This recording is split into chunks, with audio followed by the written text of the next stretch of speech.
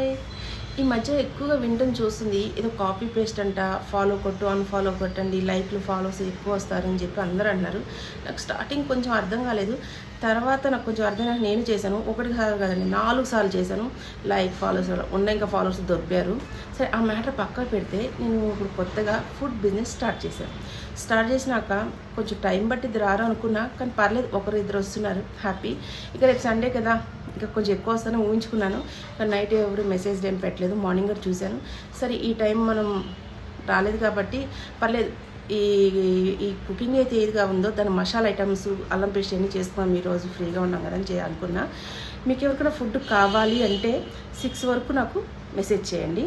ఇంకోటి, ఒక 1 అవర్ ముందు మాత్రం నాకు మెసేజ్ చేయండి. మీరు అప్పటికప్పుడు చేసి నాకు పంపించడానికి, నాకు ఫుల్ ఆర్డర్లు వచ్చేస్తున్నాయి, నేను చికెన్ తెచ్చి వండుతున్నాను, ఎవరు మెసేజ్ పెట్టుకొని పంపించేద్దామనికి నేను కొత్తగా స్టార్ట్ చేశాను.